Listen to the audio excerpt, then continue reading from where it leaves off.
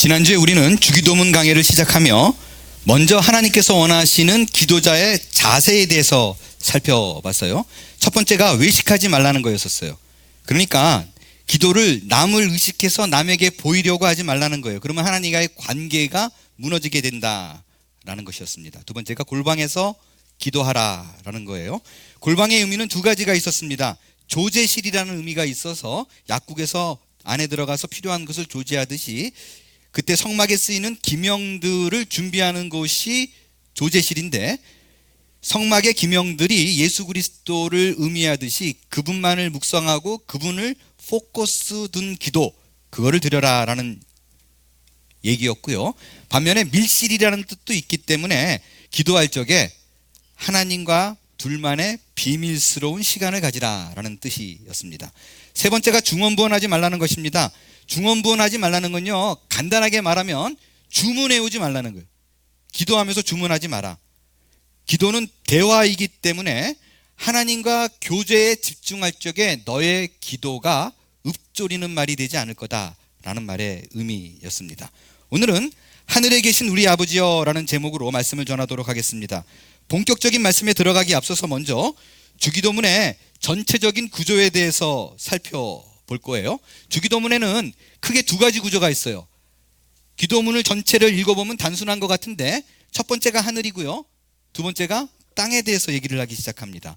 요 하늘과 땅도 세 가지로 좀 구분이 되어져요. 하늘에 속한 부분은 아버지와 거룩에 대해서 다루고 있고요, 두 번째가 하나님의 나라에 대해서 다루고, 세 번째가 하나님의 뜻에 대해서 얘기를 합니다. 땅에 속한 부분을 살펴보겠습니다. 땅에 속한 부분은요, 땅으로 들어가자마자 이제 양식을 얘기를 해요. 그 다음에 죄의 용서를 얘기합니다. 그 다음에 악으로부터 보호해달라는 간청이 있습니다. 이번에는 주기도문의 원칙에 대해서 살펴보겠어요. 먼저 우리 구절을 같이 한번 읽겠습니다. 시작. 이렇게 기도하라. 하늘에 계신 우리 아버지여, 이름이 거룩히 여김을 받으시오며. 잘 보세요. 지금 예수님께서 주기도문을 가리킬 때 뭐라고 얘기했어요? 이 기도를 하라 라고 안 했죠. 그죠? 그 말의 의미는 뭐냐면 그 주기도문을 반복하는 것이 뭐 좋다 뭐 이런 의미가 아니라고요. 물론 주기도문을 하지 말라라는 뜻이 아니에요. 해야죠. 그러나 이 기도를 하라라고 얘기하지 않고 이렇게 기도하라라고 얘기했어요. 무슨 의미인가요? 이 원리, 이 방법, 이 정신, 또 이 내용, 이 원칙을 지켜가면서 하는 것이 맞다라는 뜻입니다. 이 기도를 하라 그러면 하나님께서 명령하신 기도니까 주기도문 외우면 복이 있겠지, 이렇게 하지 말라는 거예요. 이렇게 기도하라. 이 원리와 이 원칙을 따라라라는 거예요. 그럼 어떤 원칙이 있는가? 세 가지의 원칙이 있어요. 첫 번째가 뭐냐면요, 주기도문을 쫙 읽으면 놀라운 게 뭐냐면요, 굉장히 간결해요. 짧아요. 한국말의 주기도문을 읽어보면 하늘에 계신 우리 아버지여, 이름이 거룩히 여김을 받으시오며 이러고 나가잖아요. 근데 원어의 의미는요, 헬라어는 마침표가 딱딱 찍혀 있습니다. 다 센텐스 바이 센텐스 정리되어 있어요. 간결한 문체로 되어 있습니다. 이 말은 앞서 말씀드린 중언부언하지 말라는 말과 굉장히 일맥상통하는 얘기입니다. 짧다라는 거는요, 시간적으로 빨리 끝내라는 의미가 아니라 쓸데없는 얘기 되풀이 자꾸 해서 의미 없는 거로 시간 보내지 말라는 거예요. 짧은 얘기를 하더라도 마음을 다와 하나님께 대화하라라는 그런 의미입니다. 특히 요즘에는 좀 그래도 덜한데, 예전에는 우리 뭐 교회에서 어디 뭐 식사하러 가가지고 식사기도 어떤 분에게 부탁드리면 창세기부터 시작해가지고 쭉 나가서 한참 기도했는데 이제 출애굽기고 쭉 지나가지고 요한계시록까지, 그런 분들이 정말 어렵지 않게 찾아볼 수 있었어요. 여러분, 그 공중기도 대표 기도를 할 때 왜 기도가 길어지느냐? 혼자일 때는 그냥 눈을 감았는지 떴는지 이렇게 하고 오면서 사람들 앞에서 시키면 기도가 길어지는 이유는요, 기도를 내가 잘해서 영적으로 뭔가 있어 보이려는 생각이 들어갈 때 길어집니다. 그리고 기도를 통해서 공중기도를 시켰을 적에 내용을 들어보면 뭘 자꾸 가르치려고 그래요. 기도를 빙자해서 설교를 하는 분들도 있어요. 기도는 가르치는 거 아니고 뭐 의미 있게 대중들에게 뭐를 깨우쳐야겠다라는 순간 그건 기도가 아니에요. 하나님과의 대화가 아니잖아요. 기도의 서문을 또 이렇게 여는 분도 아직도 있어요. 사랑과 자비가 풍성하시며 은혜로우시고 전지전능하시며 자비로우신 하나님, 이제야 하나님. 저 높고 높은 보좌 위에서 이 낮고 낮은 땅 위에 고맙고 감사하신, 이런 게요, 고마운 건 뭐고 감사한 건 뭐예요? 똑같은 거잖아요. 그러니까 상투적이고 형식적인 거예요. 어떨 때예요, 제가 기도를 듣다 보면 완전히 우리 김정일 수령농지께서 민족을 구원하시고, 이거 완전히 이런 느낌도 있어요. 반면에요, 예수님이 우리에게 가르쳐준 기도는 굉장히 간결합니다. 하늘에 계신 우리 아버지여, 끝! 이 말의 뜻은요, 자꾸 사람들이 드릴 적에 좀 근사한 미사여구 이런 것보다 단순하게 미닝풀한 그 한마디를 하나님이 원한다는 거예요. 굳이 그런 수식어를 붙이지 않아도 하나님은 안다라는 뜻입니다. 두 번째가 되게 쉽죠. 주기도문. 주기도문 읽고 이해 못하는 분은 없을 거예요. 암만 교회를 안 다녔어도. 우리나라는요, 유교 문화의 영향을 받아서 그런지요, 기도에 굉장히 이렇게 한자 용어를 쓰시는 분들이 적지 않은 것 같습니다. 무소부재하시며 일거수일투족을 감찰하시며. 그 나이 드신 분들은 마땅하게 생각할 수 있는데, 젊은 분들은 일거수일투족이 혹시 뭔지 알아요?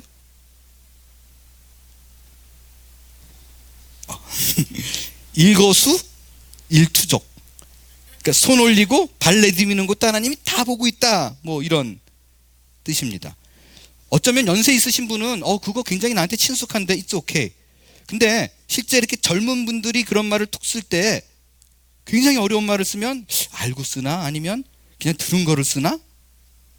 제가 쉽게 판단할 내용은 아니지만 어쩌면 습관적으로 그저 상투적으로 기도를 할 수 있는 가능성이 꽤나 있지 않을까라는 생각이 듭니다. 여러분, 다시 말씀드립니다. 기도는 대화예요.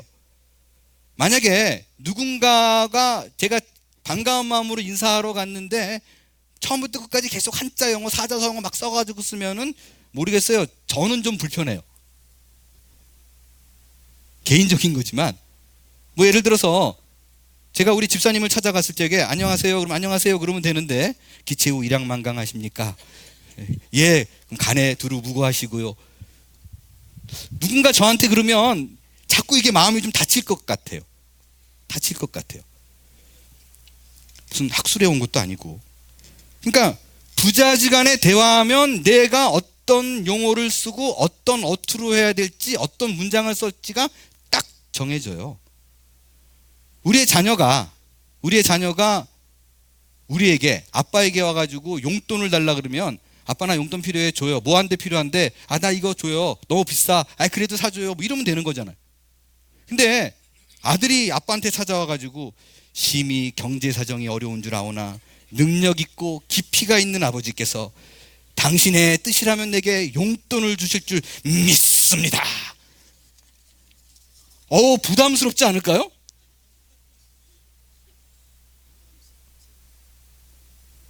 예수님이 그거 하지 말라는 거예요.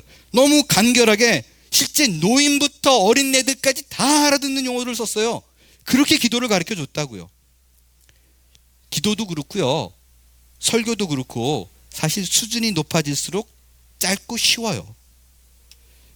제 설교가 요즘 길어지고 있다는 거는 그만큼 제가 한계를 느끼고 있다고, 몸부림을 치고 있다라고 느끼시면 될 것 같아요. 실력이 안 되니까 시간으로도 어떻게 좀. 어떤 분이 그러시더라고요. 목사가 설교가 길어지는 이유는 딱 하나래요. 자기가 이해가 안 되니까 자기가 이해가 될 때까지 계속 얘기하느라고 길어진다고. 제가 이해가 안 돼서 그런 건 아니고요. 아무튼 뭐 저도 긴 건 좋지 않아, 어떻게든 빨리 끝내야지라는 생각은 갖고 있어요. 분명한 건 진실된 대화의 기도는 깊고 깊고 짧게도 할 수 있다. 짧아야만 된다는 것이 아니라 짧아도 가능하다. 세 번째요. 주기도문은 깊이가 대단합니다. 이 주기도문을 볼 때마다 너무 놀란 게요. 예수님께서 이 짤막한 기도인데 우리 인생에 필요한 모든 내용들이 다 들어있어요. 성경 66권이 다 들어있습니다. 간단한데 완벽해요. 하나님의 나라, 하나님의 뜻, 일용할 양식, 사죄, 용서, 구출, 보호, 넘치는 확신, 감사, 찬양, 기도의 모범 중에 모범이에요. 모든 게 다 포함되어 있어요. 그래서요, 전 이런 생각을 해요. 여러분 이제 9주 동안 이 주기도문 강해가 진행이 될 텐데, 목사님 저는 정말 기도가 잘 뭔지 아직도 모르겠고요, 잘 못하겠어요. 그러면요, 이 9주 동안 배운 거를 반복해 들으시면서 제가 말한 모든 내용들을 그냥 주기도문을 외우면서 당신의 의미를 담으세요. 마음을 담으세요. 그러면 돼요. 왜? 이 안에 모든 게 다 들어있어요. 복잡하게 할 필요 없어요. 첫 번째 문단을 한번 생각해 보겠어요. 하나님을 어떻게 부르느냐? 하나님에 대한 호칭이에요. 하늘에 계신 우리 아버지여. 이게 오늘 본문 내용이에요. 이 짧은 본문인데, 야, 하나님이 누군가라는 정의가 이 안에 다 들어있습니다. 하나님에 대한 호칭을 살펴볼게요. 오늘 요 한 절만 갖고. 첫 번째, 하나님이 어디에 있다? 하늘에 있다. 두 번째가 하나님은 우리 하나님이다. 세 번째는 아버지 하나님이다 라고 얘기를 해요. 중요한 건 다 포함되어 있어요. 오늘 설교를 통해서 이 세 가지를 쭈루룩 요약해서 말씀을 드릴 겁니다. 첫 번째, 하늘에 계신 하나님의 의미를 좀 살펴보겠어요. 하늘에 계신 하나님이 무슨 뜻이에요? 질문을 드릴게요. 여러분이 알고 있는 하늘은 어디까지가 하늘이에요? 비행기가 어디를 날아다녀요? 하늘을 날아다니죠. 근데 하나님은 하늘에 계시대요. 하나님이 꽤나 요즘 많이 시끄러우실 것 같죠? 아하, 비행기 소리 때문에 내 기도가 안 들리는구나, 이렇게 되는 건가요? 하늘에 계시니까. 이게 아니면 분명히 하나님은 하늘에 계신다 그러는데, 그럼 어디 계신다는 거예요? 먼저 히브리 사람의 하늘에 대한 개념부터 살펴볼게요. 자, 여러분이 신앙생활을 오래 하셨으면 누구나 다 외우고 있는 구절, 창세기 1장 1절을 외워봅시다. 시작. 우리 뒤에 미디어 팀이 틀어주셨네. 결정적일 때 보여드리려고 그랬는데, 예, 괜찮아요? 예.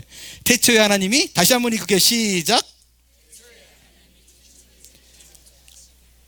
성경에 쫙 폈었을 때 하늘에 대해서 제일 처음에 나온 게 1장 1절이에요.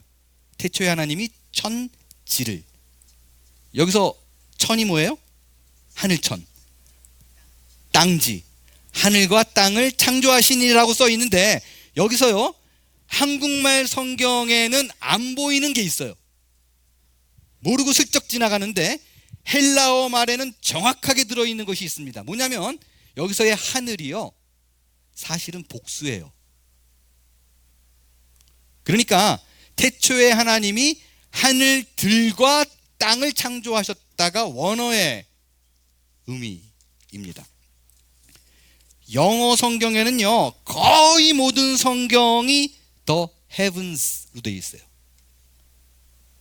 그러니까 킹 제임스 버전만 단수로 되어 있고, 그래서 뉴 킹 제임스 버전이 나올 적에는 The Heavens라고 되어 있고요, 밑에 있는 그 영어 성경 모든 번역본은 복수로 써 있습니다. 이 하늘에 대해서 복수로 써 있는 게 약 420회가 나와요. 왜 복수인가? 히브리 사람들은요, 주로 하늘을 세 가지로 구분을 했어요. 세 가지로. 히브리인들이 생각하는 하늘은 하늘들인 이유가 세 가지예요. 첫 번째가 구름 아래에 있는 하늘, 엄밀히 말하면 대기권 아래에 있는 하늘, 우리가 보고, 우리가 느끼고, 우리가 뭐 숨쉬고, 새도 날아다니고 비행기도 날아다니고 그런 하늘. 두 번째가 천체 하늘이에요. 우주를 의미해요. 해와 달과 별들이 존재한다 라는 하늘이에요. 세 번째가 영적인 천상세계라고 의미합니다. 여기에는 그 천사와 하나님의 영광이 현현한다라고 느껴요. 그래서 1층, 2층, 3층이죠. 그래서 사도 바울이 성경에 보면 내가 3층 천에 다녀왔다라는 개념이 거기서 나온 거예요. 1층, 2층이 아니라 3층에 다녀왔다. 그게 3층 천이에요. 그 하늘을 다녀왔다는 거예요. 자, 여러분에게 질문합니다. 자, 그러면 우리 하나님이 계신 곳이 어디일까요? 1번, 2번, 3번. 1번, 2번, 3번. 여기서 3번이요! 이렇게 얘기하시는 분이 혹시 계시다면, 항상 그러니까 내가 머릿속에 외우고 알고 있는 것과 실제 생활과는 다르게 지금 가고 있는 분이에요. 그래서 제가 자꾸 반복 얘기하는 거예요. 하나님은 이 세 곳에 다 계세요. 하늘에 계신 우리 아버지여가 이게 복수예요. 하늘들에 계신 우리 아버지여. 우라노스는 하늘인데 우라노이스가 복수예요. 그래서 엔토이스 우라노이스, 하늘들 안에 계신 우리 아버지여 라는 뜻입니다. 이 세 개에 다 있다. 인간적으로는 있을 수 없는 일이에요. 그럼에도 불구하고 하늘들에 다 계신다라는 거는요, 시간과 공간을 초월해서 우리의 상식과 이성을 초월한 분이다라는 거예요. 너의 머리로 그걸 어떻게 알 수가 없다라는 분이에요. 그분은 전지하고 전능하고 무소부재하신 분이기 때문에 어느 곳에, 무소부재, 어느 곳에 다 계신다, 다 존재한다 라는 거예요. 무슨 얘기예요? 절대적인 능력을 가지신 분을 의미합니다. 여러분, 요즘 현대의 크리스찬이요, 하나님의 존재를 부정하는 데 문제가 있지 않아요. 하나님의 존재는 다 믿어요. 어느 정도로 믿느냐? 갤럽 조사해 보니까요, 미국 사람의 94%가 신의 존재를 믿어요. 그리고 80%가 분명히 있다. 무슨 소리냐? 80%가 존재한다라고 믿습니다. 그러니까 문제는 뭐냐면요, 하나님이 존재한다라고 믿는데 전능하다라고 믿지는 않아요. 못하는 게 있다라고 믿어요. 분명히 하나님이 있다. 근데 능력은 제한된 거라고 생각을 해요. 그 편협된 사고가 우리가 하나님께 드리는 기도를 나도 모르게 제한합니다. 왜냐하면 우리는 하나님께 구할 때 이게 좀 합리적인가를 따져요. 그래서 우리의 상식과 판단과 이성에 합당하다고 생각하는 것만 기도합니다. 신방을 가면요, 진짜 안타까운 게 있어요. 신앙이 있건 없건 아주 정말 탄탄한 분 아니면 정말 많이 보는 게 있어요. 그게 뭐냐면, 내가 뭔가 이렇게 기도해야 될 게 있어요. 근데 이렇게 크게 중요한 건 아니에요. 근데 좀 필요하긴 해요. 구하세요 그러는데 안 구해요. 주일날 만나가지고 구하셨어요? 안 해요. 또 2주 구했어요? 안 해요. 왜 안 하는가 이렇게 속을 들여다보면 그 안에 뭐가 있냐면요, 거절당할까 봐의 두려움이 있어요. 그러니까 내가 내 정도 신앙인데 하나님이 이 정도는 그래도 좀 안 들어주지 않을까, 내가 뭔데 라는 게 깔려 있어요. 그래서 기도했는데 안 들어주면 상처받잖아요. 그러니까 그 상처를 애초에 차단해요. 왜? 내가 안 구해요. 나는 구했는데 안 들어주는데 쟤는 구했는데 들어주면 상처받잖아요. 그러니까 그런 일이 벌어질 거를 이미 단정짓고 안 구해요. 여러분이 신앙생활을 오래 했는데 나한테 그냥 원만하게 기도가 이루어지지 특별한 기적은 없었어 라고 생각되는 분이 있다면 저는 거기에 많이 걸려있다라고 생각해요. 이건 합리적으로 이 정도까지면 되지, 아니면 거기다 하나 더 얹을까, 2개 얹을까지, 전능하시기 때문에 뭐든지 가능하다, 이것을 이룰 수 있는 분이라는 믿음이 실제로는 없어요. 예를 들어 볼까요? 여러분이 기도를 할 때 하나님 이게 필요합니다라고 할 적에 그 주체, 다시 말해서 그 기도의 주연이 누구예요? 그 일을 행하는 분이, 주체가 하나님이 아니에요. 늘 조연이에요. 그러니까 이런 거예요. 하나님, 내가 이런 거 할 수 있어요. 내가 이렇게 플랜을 준비했으니까 하여간 이거를 내가 날 테니까 하나님은 그냥 방해만 마세요. 도와만 주면 돼요. 내가 돕지 않아서 그런 거니까 하여간 요거 조금만 도와주시면 되니까 그거 좀 살펴주세요. 거기까지가 우리 기도예요. 지난번에 제가 말씀드렸죠. 제가 좋아하는 스페니쉬 찬양이 있다고. Sendas Dios hará donde piensas que no hay. 이 찬양이 사실 영어로 있어요. God will make a way. 이 찬양이 있어요. 제가 이 찬양을 이렇게 딱 부를까 하다가 꼭 설교 중에 찬양을 부르고 나면 끝나고 나서 누가 은혜가 안 돼요 목사님, 이런 분들이 항상 계셔가지고 잘 은혜를 받고 있다가 왜 거기서 산통을 깨시나요, 이런 분이 있어서 제가 논모엔 사역자가 부른 찬양으로 준비했습니다. 볼륨 좀 높여주세요. Where there seems to be no way, He works in ways we cannot see. He will make a way for me. He will be my guide. Hold me closely to His side. With love and strength for each new day, He will make a way. He will make a way. 여러분이 찬양의 가사의 뜻이 뭐예요? 하나님이 길을 만든대요. 길을 만드는데 어떻게 길을 만드느냐? 네가 못 보는 거, 네가 없다고 생각하는 거, 이건 안 돼라고 생각조차 못하는 곳에서 하나님은 새 일을 시작하고 길을 열어놓으신다라는 것입니다. 사랑을 갖고 옆에 두시고 He will make a way. 하나님이 너를 위해서 길을 만들 거다라는 거예요. 여러분, 이게 신앙이고 이게 우리의 기도가 돼야 돼요. 우리는 항상 한정적으로 요거 필요해요, 이거 아니면 죽을 것 같아요 라고 말하지만 하나님은 전능하신 분이기 때문에 내가 바라보는 그 only way라고 생각하는 걸 제껴놓고 다른 수 없는 많은 길을 준비하고 우리에게 펼쳐 보여주신다는 거예요. 그러니까 내가 이렇게 픽스해 놓지 마세요. 이거 아니면 안 된다고. 저는요, 진심으로 제가 하나님께 감사한 게 있어요. 정말 감사한 것은 세월을 지나서 돌이켜보니까 내가 무지하게 간절하게 이거 아니면 안 된다라고 기도했던 걸 안 들어준 게 너무 감사한 거예요. 그걸 들어줬으면 큰일 날 뻔했어요. 그때는 그거 아니면 안 될 것 같은데 지나고 보니까 와, 큰일 날 뻔했다. 전능하신 주님, 전지하신 주님이 미리 딴 걸 예비해 줬구나 알 수 있는 거예요. 제가 지금의 아내를 바라보면요, 이전에 첫사랑의 기도가 이루어지지 않은 것에 대해서 너무나 감사합니다. 중학교 때 몸부림치면서 쟤 아니면 안 돼요. 아, 이래서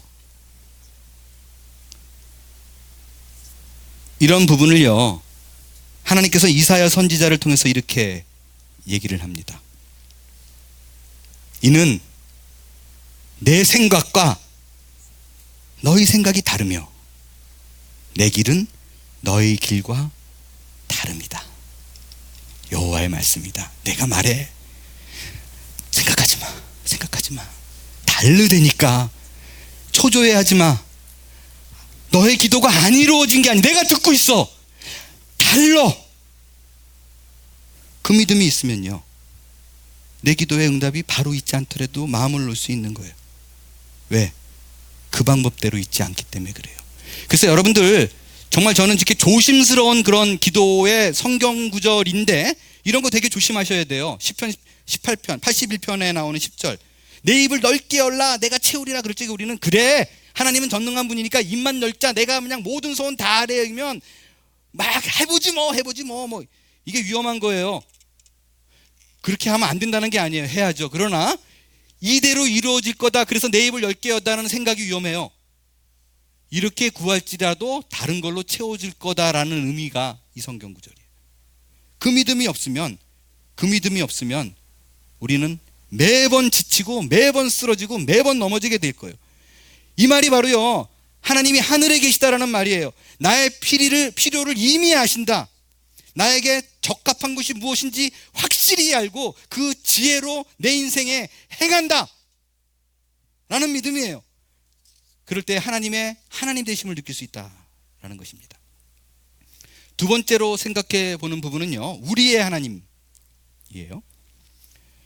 우리의 기도의 대부분은요, 나의 필요를 채우기 위한 기도가 아마 여러분들의 기도의 90% 이상일 것 아닌가 생각을 해요.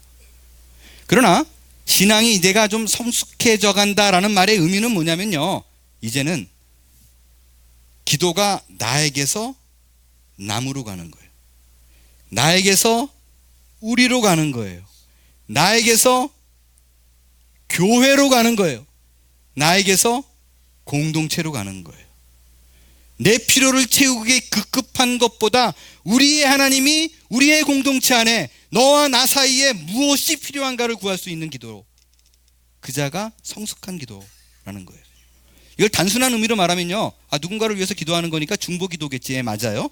그런데 우리의 기도를 한다는 말은 무슨 의미냐면요, 이제 더 이상 내 중심 이기적인 기도에서 벗어난다라는 말이에요.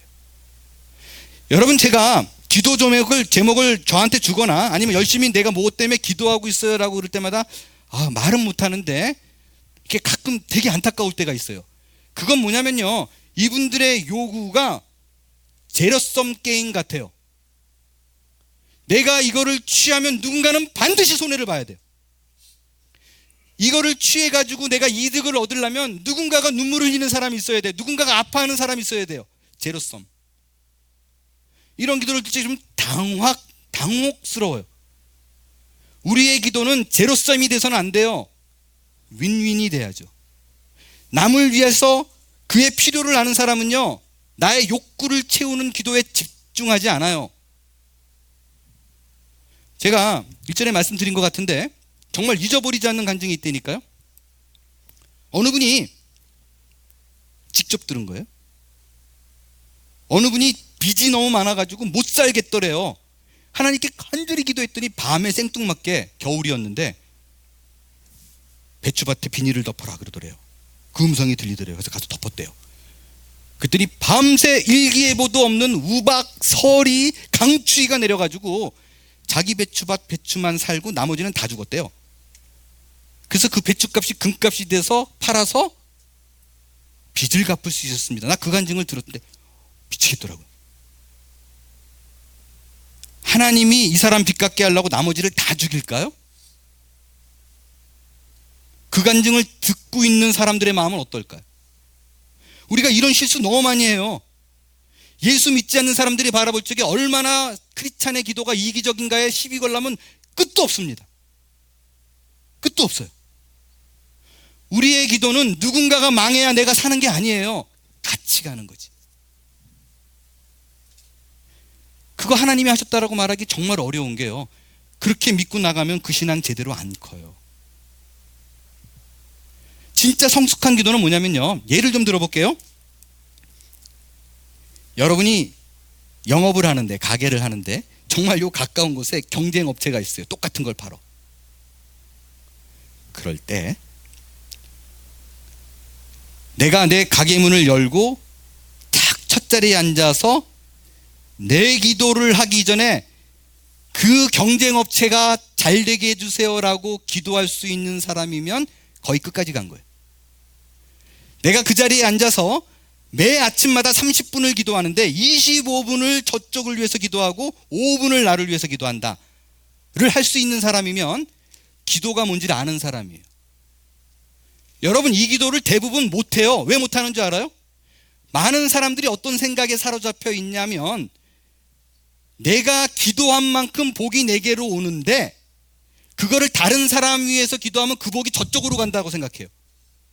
25분의 복은 저쪽으로 흐르고 5분의 복만 내게 있다라고 생각해요. 그래서 그 기도를 못해요. 이건 정말 하나님을 크게 오해하는 거예요. 가장 큰 오해가 뭐냐면요, 복의 주체가 나예요. 내가 뭐를 하면 나한테 오고 아니면 외면하고. 그리고 그건 하나님이 전능하다는 걸 인정 안 하는 거예요. 이런 기도를 못하는 거는요, 분명히 그 밑바닥에 뭐가 있냐면요, 샤머니즘적인 기도가 박혀 있어요. 뭐예요? 내가 저 경쟁업체를 망하게 하리라 그러면 지푸라기 이렇게 만들어가지고 죽어라 죽어라 죽어라 죽어라 죽어라 막 쑤시면 저 집이 망할 거다. 반면에 내가 누군가를 복주기 위해서 아침마다가 책상 위에다가 그 사람 이름을 붙여놓고 잘 될지어다 잘 될지어다 하면 잘 될 거야. 반면에 내가 누군가를 복주기 위해서 아침마다가 책상 위에다가 그 사람 이름을 붙여놓고 잘 될지어다 잘 될지어다 하면 잘 될 거야. 반면에 내가 누군가를 복주기 위해서 아침마다가 책상 위에다가 그 사람 이름을 붙여놓고 잘 될지어다 잘 될지어다 하면 잘 될 거야. 이거랑 뭐가 달라요? 이거랑 뭐가 달라요? 이게 내가 기도하기 전에 하나님께서는 내 필요를 안다라는 것을 아는 사람은요, 자유롭게 기도합니다. 내가 기도하면 주고 안 하면 안 주고, 내가 기도하는 것보다 저쪽이 양이 많은 저쪽은, 이건 아니다니까요. 남을 축복하면 그 복이 남한테 가고, 내가 나를 축복 안 하면 나는 남는 것도 없고, 이게 내 중심적인 사고에서 나온 기도예요. 하나님의 전지성을 믿지 않는 거예요. 복을 주관하시는 분이 주님이라는 걸 안 믿는 거예요. 일개 잡신 취급하는 거예요. 기억하십시오. 하나님은 나의 필요를 미리 안다라는 거예요. 왜 그 기도를 하는지도 안다라는 거예요. 그것이 얼마나 복된 기도인지를 안다라는 거예요. 그 기도를 얼마나 귀하게 여기시는 하나님이기 때문에 오히려 나를 귀히 여긴다라는 걸 아는 게 기도예요. 성경은 이렇게 얘기합니다. 누가복음 6장 38절을 같이 읽겠습니다. 시작. 주라 그리하면 너에게 줄 것이니 곧 후이되어 누르고 흔들어도 넘치도록 하여 너에게 안겨주려. 이거예요. 줘라 줘라 줘라. 줘. 축복하고 주고 나눠주고 그럴 적에 네 노력으로 되지 않는 하나님께서 채워주시는데, 야, 재밌죠? 누르고 흔들어도 넘치게, 압축시켜도 넘치게 줄 거다. 이 믿음이 있으면 일방적으로 남을 위한 기도를 할 수 있어요. 왜? 나의 하나님이 아니라 우리의 하나님인 걸 아는 사람이 가능합니다. 그게 하나님께서 우리에게 요구하시는 우리의 하나님에 대한 인지예요.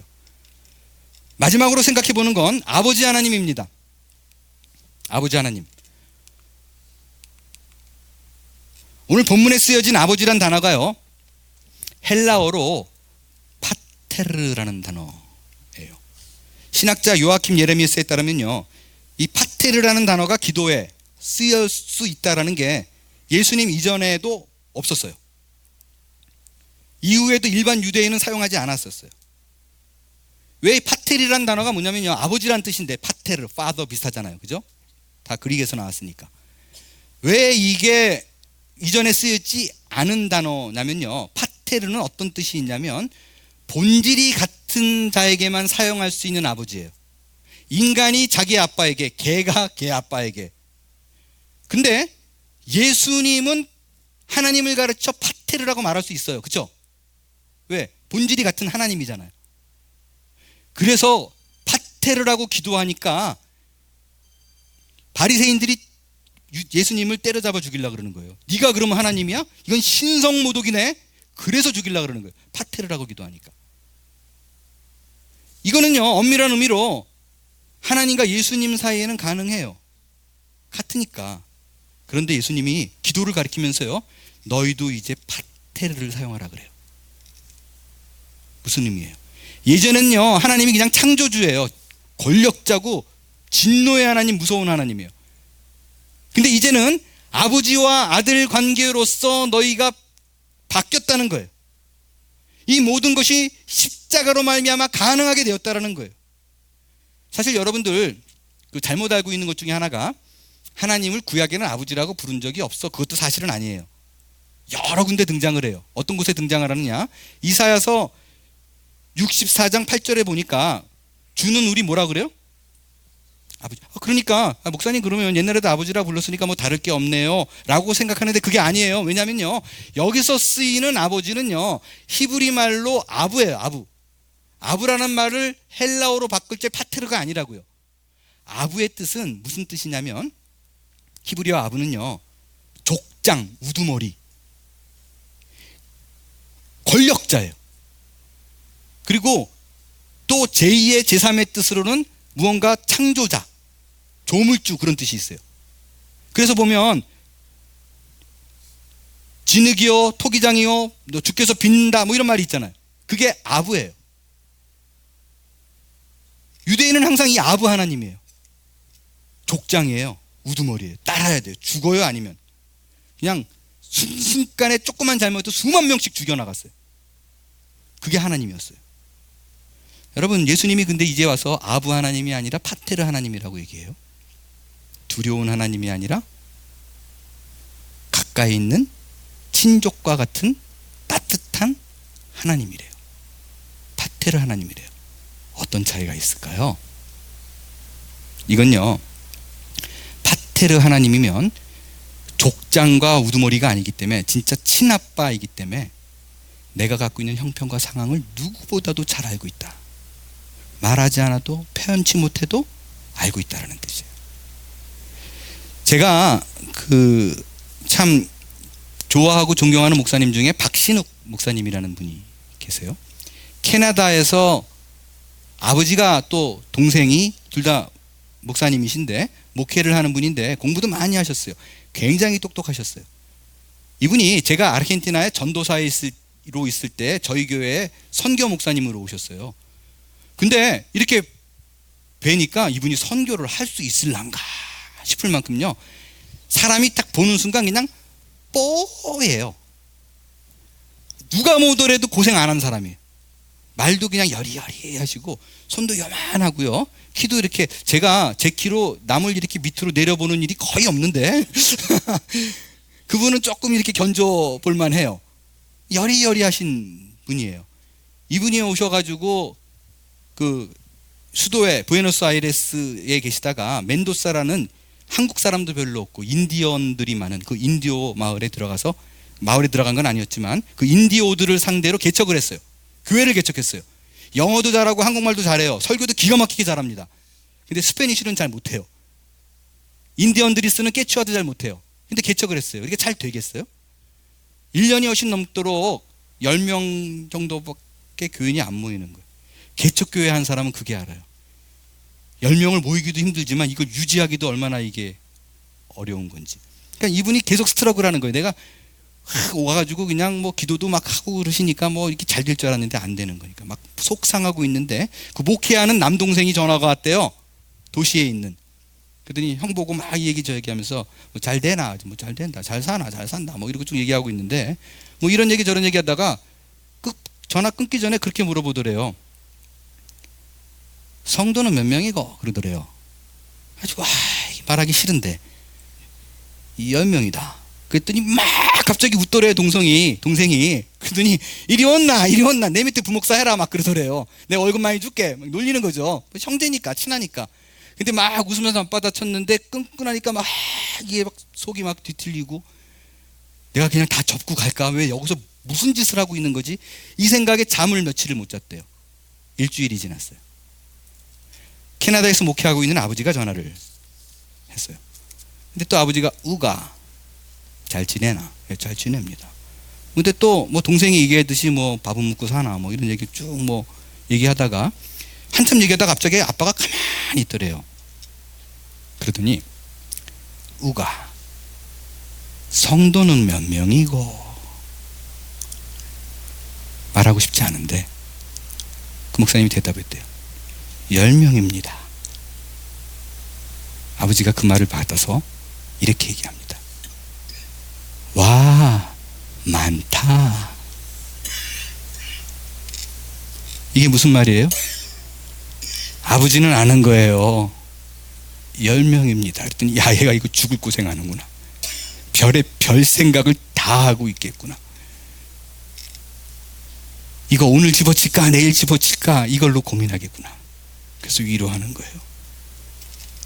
그가 갖고 있는 고통을 함께 짊어지는 거예요. 그게 파테르예요. 우리 하나님은 아버지 하나님이란 뜻입니다. 특별히 하나님께서 이거를, 그 아버지라는 개념을 더 우리에게 알려주기 위해서요, 성경에 보면 하나님을 부를 때 아바 아버지라고 부르라고 얘기하죠. 아바가 무슨 뜻이에요? 예, 맞습니다. 아빠예요. 그래서 개역 성경에는 아바 아버지 이렇게 돼 있는데 개역 개정에는 정확하게 아빠 아버지라고 부르라고 돼 있어요. 저는 뭐 이스라엘을 안 가봐서 모르는데 한국 분들이 이스라엘을 이렇게 길을 지나가다가 깜짝깜짝 놀라는 일이 있대요. 갑자기 뒤에서 아빠 그러면 놀래가지고 쳐다보면 유대인들이 정확히 한국 발음으로 아빠가 거기 발음이래요. 그러니까 아빠 아버지예요. 여러분, 예수님이 그냥 아버지라고 부르면 돼 라고 얘기하는데 굳이 왜 아빠 아버지라고 부를까? 이게 살짝 달라요. 우리가 어릴 때 아빠 그럴 적에는요, 그 아빠가 갖고 있는 무게를 몰라요. 내 곁에 계셔서 그냥 나를 지도하는 분이고 먹여주는 분이고 보살펴주는 분이에요. 때로는 이상하게 내가 원하는 거 너무나 당연한 건데 못하게 하고 고집을 꺾기 위해서 매를 들고. 저희 둘째 아이가 지금 8학년인데 형이 전화 와가지고 그런 얘기를 해줘요. 아빠 그 벤자민이 하나 변한 게 있대요. 뭐냐고 앤디 보고 물어봤더니 아빠가 아빠에 대해서 이렇게 얘기하더래요. 요즘 최근에 아빠는 내가 하는 모든 거에 다 노해. 그게 불만인 거죠. 왜 노하는지는 관심 없어요. 그냥 내가 요구했는데 안 들어줬어. 기분 나빠.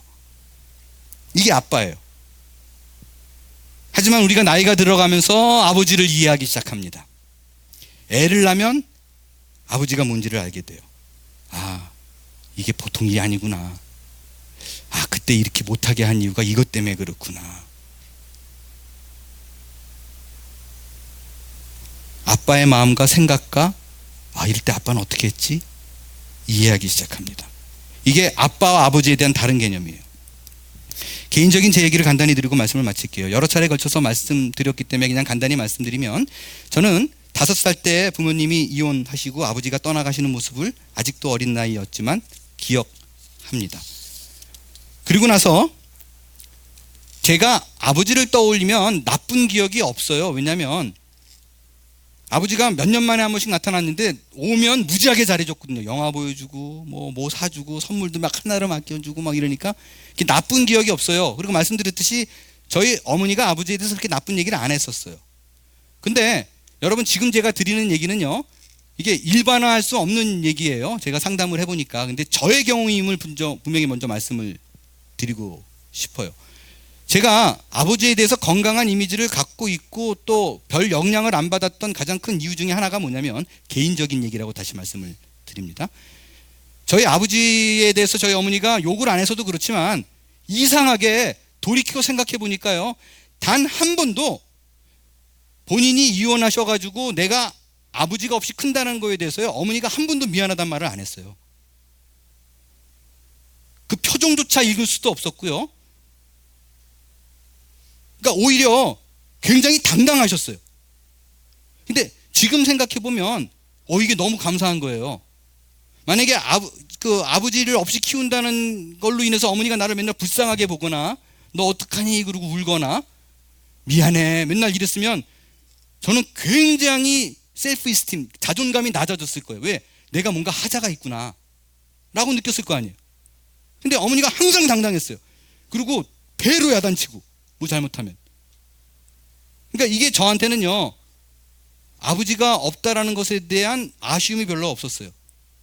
특별히 중학교 때 교회를 다니고 나서 하나님 아저씨가 아니라 삼촌도 아니라, 그러니까 육적으로 채워지지 못하는 부분을 하나님이 충분히 채워준다라고 느끼니까 그런 게 없는 거예요. 저는 TV에 보면 그런 거 나오잖아요. 조그만 아이가 갑자기 엄마한테 나도 아빠가 그리워. 엄마는 왜 나한테 미안해하지 않는 거야? 엄마가 미안한 거라고. 막 울면 막 시청자들이 같이 우는데 나는 보면서 맹맹해. 왜 이 애가 이거 싸가지 없이 어디. 정말로 저는 그랬어요. 근데 제 경우가 그랬어요. 제 경우가.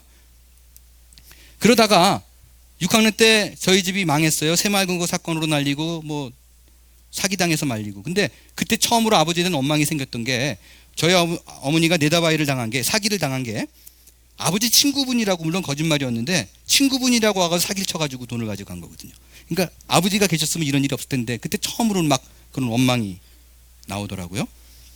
그럼에도 불구하고 아버지라는 단어는 저한테 나쁜 건 아니었었어요. 그러다가 26살이 되었을 때 저는 진짜 제가 몰랐는데, 정말 몰랐는데, 제가 결손 가정의 자녀로 자랐다는 것에 대해서 충격을 받은 일이 있었어요. 정말 몰랐는데 남들이 나를 볼 적에 저거 애비 없는 자식이구나. 그 당시만 해도 그게 심했거든요. 편모스라에서 자랐구나라고 손가락질하고 수군거리고 있다는 걸 26살 때까지 정말 몰랐어요. 제가 하나님 앞에 받은 가장 큰 은사가 2개가 있어요. 하나는 눈치 없는 거, 진심이에요. 2번째는 주제 파악 못하는 거, 늘 잘난 줄 알아요. 정말 몰랐는데 어느 순간 내게 그런 사건이 벌어져가지고 내가 이게 컴플렉스구나라고 알고 나니까 세상이 막 무너지더라고요. 그때 저희 아버지가 가까운 곳에 계셨거든요. 전화 걸어서 아버지 보자 그래서 막 쏟아부었어요. 아버지가 갈비집에서 소주 먹으면서 펑펑 우시더라고요. 그러면서 아버지가 뭐라 그러셨냐면, 네가 지금은 이해 못해. 근데 나를 이해할 날이 왔으면 좋겠다. 가지고 일어나가지고 그랬어요. 나 아버지 절대 이해 못한다고. 내 마음이 이렇게 26년 동안 내가 이걸 모르고 지난 것 자체도 나는 너무 힘들다고. 그리고 제가 먼저 나가버렸었어요. 그리고 저희는 90년도에 아르헨티나로 이민을 가고 아버지와 별 특별한 연락 없이 지내다가 7년 만에 IMF가 터졌잖아요. 저희 아버지는 당시에 홍대 미대 나오셔가지고 당시는 건축가라는 게 없이 미대생들이 건축 일을 했대요. 그래서 설계하시다가 뭐 IMF 터져가지고 이게 다 무너지니까 어떻게 연결이 돼가지고 아르헨티나로 오셨어요. 25년 만에 저희 어머니하고 아버지하고 합치신 거예요. 근데 추상적으로 생각하는 늘 되게 어색해요. 아버지가 안 계시다가 갑자기 들어와가지고 계시니까 아, 이게 가정이구나, 이게 이렇구나 라는 걸 알게 됐는데,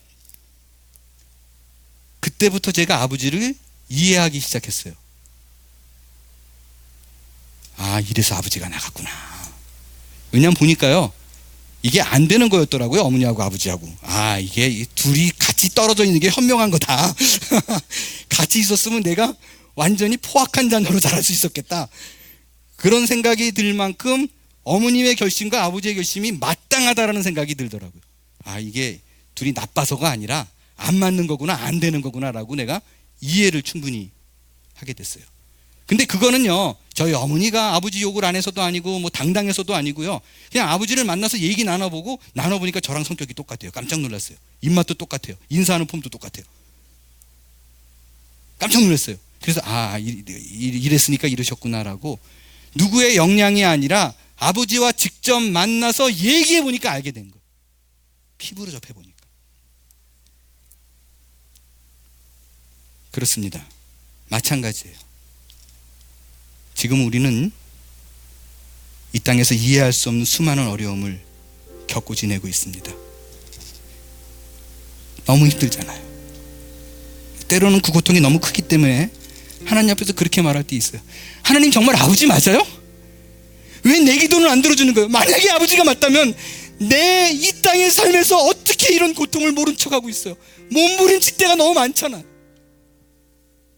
왜 나만 갖고 그래요? 근데 오늘 성경은 얘기합니다. 알게 될 거라는 거예요. 언제? 지금은 알지 못하는데 그날이 오면, 내가 하나님 아버지를 직접 대면하는 그날이 오면, 아하, 그래서 하나님께서 나한테 이렇단 거였구나. 그래서 내가 어려워가지고 죽겠는데 모른 척 했던 거구나. 아, 그래서 이 사건이 그 앞에 있었던 거구나. 알게 될 거라는 거예요. 사도 바울은 이런 우리의 상황을 고린도전서에서 이렇게 얘기합니다. 우리가 지금은, 괴로워 죽겠는 지금은 거울로 보는 것 같이 희미하되 도무지 모르겠어요. 왜 그런지. 다 뿌예요. 그때에는 이제 우리가 하나님을 직접 뵐 때 얼굴과 얼굴을 대하여 볼 것이요, 지금은 내가 부분적으로 알지만, 이해가 안 되지만, 알 것 같지만, 그때에는 직접 볼 땐 주께서 나를 아신 것 같이 내가 온전히 완전히 바로 알리라. 하나님은 내 아버지예요. 기억하세요? 괴롭고 힘들더라도 누구보다도 여러분의 상황을 잘 아시는 분입니다. 그거를 이해하고 아, 하나님 언제예요? 라는 믿음으로 인내할 수 있게 되기를 바랍니다. 힘들 때마다 내 곁에 계시는 아버지를 생각하고 그 집을 사모하십시오. 이 하나님을 부르시길 바랍니다. 그분은 능력자이고요, 전능자예요. 우리의 하나님이고 우리의 아버지 되십니다. 그 믿음으로 내가 오늘 이 순간부터도 주 앞에 가벼운 마음으로 주님 아시죠? 하고 나갈 때 우리의 삶 속에서 그 큰 능력의 하나님이 파테르, 내 아버지인 것을 모두가 느끼는 삶으로 바뀌게 될 줄로 믿습니다. 일어나 찬양하겠어요.